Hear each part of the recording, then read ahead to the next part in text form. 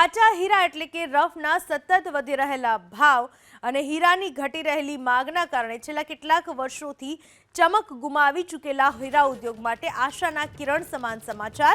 વિશ્વમાં સૌથી મોટા કાચા હીરાના ઉત્પાદક એવા ડિન્બયર્સે રફ હીરાના ભાવમાં 10 થી 15% ઐતિહાસિક ઘટાડો કર્યો છે।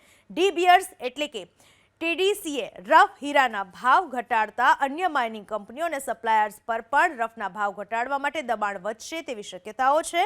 રફ હીરાના ઘટેલા ભાવના કારણે ડૂબી રહેલો ડાયમંડ બજાર ફરીથી એક વખત મંદીના વાદળ દૂર થવાની શક્યતા સેવાઈ રહી છે। જો કે અમદાવાદ અને યુરોપના દેશોમાં આર્થિક મંદીની વચ્ચે તૈયાર ડાયમંડની માંગ ઘટી છે, ત્યારે ડાયમંડ કટિંગ પોલિશિંગ વ્યવસાય તો બેઠો થાય। જો દેશોમાં મંદી દૂર થાય, ફિનિશિંગની માંગ વધે, આ તમામની વચ્ચે સસ્તા લેબગ્રોન ડાયમંડની વધેલી માંગ પણ રિયલ ડાયમંડ ઉદ્યોગ માટે સતત પડકાર બની રહ્યો છે।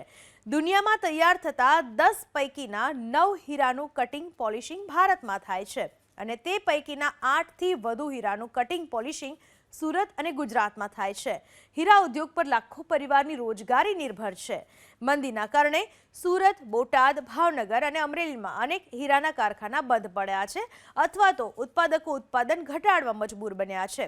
કાચા માલના ઘટેલા ભાવની વચ્ચે સપ્લાય પ્રમાણે ડિમાન્ડ વધે તો જ આ ઉદ્યોગ ફરી એક વખત ચેતનવંતો બની શકે।